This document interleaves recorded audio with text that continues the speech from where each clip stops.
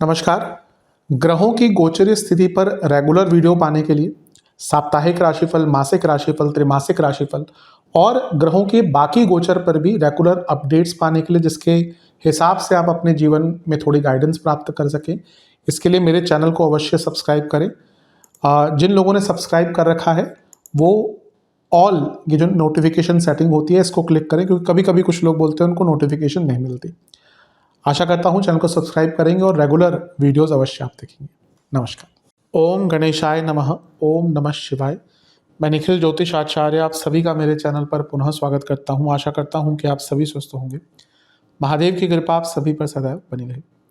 ये वीडियो धनु यानी कि सजिटेरियस के लिए बहुत विशेष है, क्योंकि वीडियो है 29 जनवरी से 4 जनवरी 2026 के साप्ताहिक राशिफल के बारे में। कैसा रहेगा आने वाला सप्ताह धनु के लिए। जो मेरा साप्ताहिक राशिफल होता है वो प्रमुखतः चंद्रमा और उनकी गति पे आधारित होता है। चंद्रमा एक बहुत विशेष ग्रह है, विशेषताएं चंद्रमा की बहुत है, लेकिन जब हम साप्ताहिक राशिफल की बात कर रहे हैं तो पहला तो उनकी तेज गति, फिर उनका मन का कारक होना, और फिर उनकी एक क्वालिटी कि वह जिस भी भाव, राशि, ग्रह आदि के साथ संबंध संपर्क कायम करते हैं उनको बहुत एक्टिवेट कर देते हैं। इन सभी कारणों से चंद्रमा का जो गोचर होता है वो काफ़ी विशेष होता है। चंद्रमा के गोचर के कारण हमारे मन, मस्तिष्क, विचार, स्वभाव, सोचने के तौर तरीके, दृष्टिकोण, हर चीज़ पर बहुत डायरेक्ट इम्पैक्ट पड़ता है। और इसको समझने के लिए साप्ताहिक राशिफल की विशेषता बढ़ जाती है। इस अंधकारमय जीवन में ज्योतिष एक मात्र विद्या है जो हमें सहारा देती है गाइड करके। भले ही राशिफल बहुत सामान्य आधार पर दिए जाएं, लेकिन एक जनरल गाइडेंस के लिए बहुत उपयोगी होते हैं। यदि आपकी लग्न राशि या चंद्र राशि धनु है, दोनों ही देख सकते हैं गाइडेंस के लिए। जहाँ से सूट और लेट ज़्यादा करता है वहाँ से देखिए। व्यक्तिगत तौर पे मेरा मानना है लग्न से देखेंगे तो अच्छा है। इनकेस नहीं पता है तो चंद्र राशि से भी इसको देख सकते हैं। शुरू करते हैं। चंद्रमा आपके पंचम भाव यानी कि मेष में आ जाएंगे। ये होगा 29 दिसंबर को सुबह के 8 बजे और 31 दिसंबर सुबह के 10 बजे तक चंद्रमा यहीं पर रहेंगे। चंद्रमा का पंचम भाव में आना एक प्रकार से अच्छा माना जाता है, कोई बुरा नहीं माना जाता।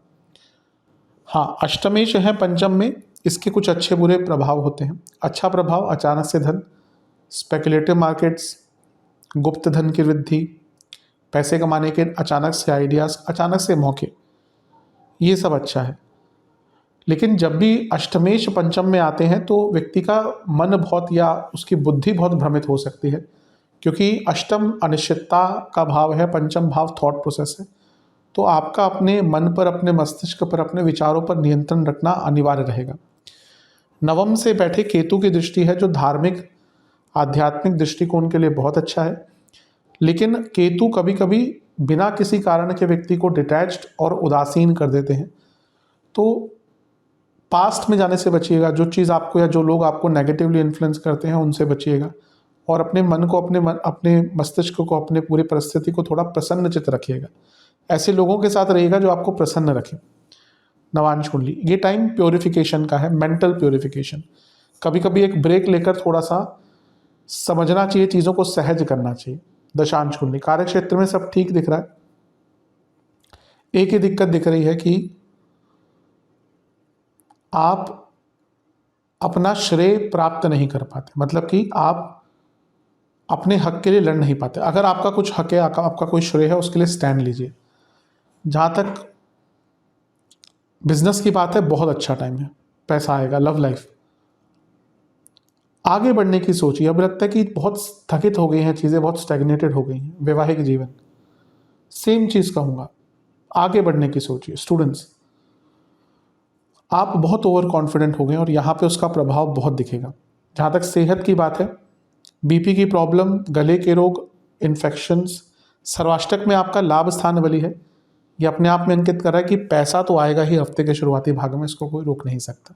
अच्छा टाइम है। 31 दिसंबर सुबह के 10 बजे चंद्रमा आ जाएंगे आपके छठे भाव में, और 2 जनवरी सुबह के 10 बजे तक चंद्रमा यहीं पर रहेंगे। चंद्रमा का छठे भाव में आना एक प्रकार से काफ़ी अच्छा नहीं माना जाता, मिश्रित माना जाता है। उच्च के हैं, लेकिन छठे घर के उच्च के चंद्रमा भी कोई बहुत विशेष प्रभाव नहीं देते। अच्छी चीज़ क्या है कि विपरीत राजयोग बना रहे हैं, और छठे घर के चंद्रमा कुछ अटके हुए कार्य, लीगल कार्य, अथॉरिटीज़ के कार्य, एडमिनिस्ट्रेटिव कार्य, लिखा पढ़ी के काम, इसमें मदद देते हैं। क्योंकि उच्च के हैं, 12वें घर को देख रहे हैं तो विदेश से भी लाभ मिल सकता है। लेकिन अष्टमेश है, छठे घर में है, उच्च के हैं तो और सेंसिटिव हो गए, और उन पर शनि का प्रभाव भी है। तो जहां हफ्ते का शुरुआती भाग बहुत नेगेटिव ज़्यादा नहीं रहेगा, ओवर थिंकिंग थोड़ी सी रहेगी, हफ्ते के इस भाग में, मध्य भाग में फ्रस्ट्रेशन, इरिटेशन, बहुत टिमिड आप रहेंगे, छोटी छोटी बातों पर आपको गुस्सा आ जाएगा और एक भय भी रहेगा। बल्कि छोटी सी भी चीज़ जो आपसे शायद रिलेटेड भी नहीं है, उसको आप अपने से रिलेट कर लेंगे और परेशान हो जाएंगे। तो अपनी मानसिक शांति पर बहुत ध्यान दीजिएगा। जहाँ तक नवांश कुंडली की बात है, कुछ नए काम करने की शुरुआत, कुछ काम अगर स्टार्ट करना चाहते थे बहुत टाइम से, उसमें कुछ लाभ मिल सकता है। दशांश कुंडली के हिसाब से कार्य क्षेत्र में जितना संयमित होकर, सीमित होकर बोल सकते हैं, उतना आपके लिए अच्छा है। जहाँ तक बिजनेस की बात है, थोड़ा रिस्क लेने का टाइम है। अगर आप उस मुहाने पर हैं कि आपको लग रहा है कि थोड़ा रिस्क लेना चाहिए कुछ अलग करने के लिए, तो ले सकते हैं। लव लाइफ, बहुत आराम से बातचीत कीजिएगा क्योंकि वाणी के कारण बहुत झगड़े होंगे। वैवाहिक जीवन, पुरानी चीज़ों से निकलिए, पुराने प्रॉब्लम्स को सॉल्व कीजिए। जहाँ तक स्टूडेंट्स की बात है, एक ही दिक्कत है, एक ही परेशानी है कि आप टाइम का बिल्कुल भी उपयोग नहीं कर पा रहे, और ये दिक्कत बहुत तंग करेगी आगे जाकर भी। सेहत के हिसाब से गले के रोग, पेट के रोग और स्लीप डिसऑर्डर। सर्वाष्टक में आपका छठा भाव अत्यंत बली है। व्यर्थ की चिंताओं से कोई नहीं रोक पाएगा, इसलिए बहुत ज़्यादा ध्यान दीजिएगा हफ्ते के इस भाग में। 2 जनवरी सुबह के 10 बजे चंद्रमा आ जाएंगे आपके सप्तम भाव में, मिथुन में, और सप्ताह के अंत तक यहीं पर रहेंगे। चंद्रमा का सप्तम में आना न्यूट्रल होता है, लेकिन आपके लिए क्योंकि अष्टमेश है तो ये थोड़ा नेगेटिव हो सकता है, क्योंकि यहाँ से चंद्रमा लग्न को देखेंगे। लेकिन वो एक बात नहीं है, यहाँ पे चंद्रमा पर बहुत ग्रहों का प्रभाव है। गुरु के साथ बैठे हैं, गजकेसरी है, ठीक है, लेकिन ये गुरु वक्री हैं अभी। राहु की दृष्टि है, बुध, शुक्र, मंगल, सूर्य, 6 ग्रहों का प्रभाव। ये कभी भी चंद्रमा पर अच्छा नहीं होता। हफ्ते का मध्य भाग जो थोड़ा सा व्यर्थ की चिंताएं लेके आया था ना, हफ्ते का अंतिम भाग उसको एग्जैजरेट कर देगा। क्योंकि जैसा मैंने कहा, चंद्रमा को तो अष्टमेश है, वक्री ग्रह के साथ बैठे हैं, राहु देख रहे हैं, मंगल, सूर्य, बुध, शुक्र। अब अच्छी चीज़ क्या है कि मंगल पंचमेश हैं, सूर्य लक्ष्मी भाव के स्वामी हैं, ये भी लक्ष्मी भाव है, लाभ स्थान के स्वामी भी देख रहे हैं। तो ऐसा नहीं कि पैसों के रूप में कोई दिक्कत होने वाली है। बिजनेस करते हैं तो बहुत पैसा आएगा, पैसा कमाने के योग हैं, भौतिक रूप से सब अच्छा है, लेकिन इंटरनली एक तूफान सा रहेगा। मैरिड लाइफ पर बहुत बुरा प्रभाव पड़ सकता है, पर्सनल लाइफ पर, सोशल लाइफ पर। और आप बल्कि एक ऐसा कभी कभी टाइम आता है ना, हमें समझ नहीं आया कि प्रॉब्लम क्या है हमारे साथ, हम क्यों इतने परेशान हैं। ये सबके साथ कभी ना कभी ऐसा टाइम आया होगा। तो ये आपका वैसा ही टाइम दिख रहा है, आपको समझ नहीं आएगा कि प्रॉब्लम एग्जैक्टली है कहाँ पे। जहाँ तक नवांश कुंडली की बात है, बहुत शांत रहिएगा, पूजा पाठ करिएगा, अपने मन को एकाग्रचित और शांत रखिएगा। प्राणायाम आदि से अपने दिन की शुरुआत करेंगे तो अच्छा है। दशांश कुंडली, कार्य क्षेत्र में सब ठीक है, लेकिन एक ही दिक्कत है कि आप और चीज़ें एक्सप्लोर नहीं कर रहे। बिजनेस में देखिए पैसा आ सकता है, लेकिन बहुत विचलित रहेगा, चीज़ें बिल्कुल स्टेबल नहीं रहेंगी। लव लाइफ, एक दूसरे से एक आत्मीय तौर पर कनेक्शन बढ़ाइए, बहुत मदद मिलेगी, टाइम अच्छा है। वैवाहिक जीवन में तो बहुत झगड़े होने वाले हैं, जो अनसॉल्व्ड चीज़ें हैं ना उसको सॉल्व कर लीजिए। ऐसा लग रहा है कि बहुत कन्वर्सेशन है जो बीच में रुक जाती हैं और ये आगे चलकर परेशानी देगी।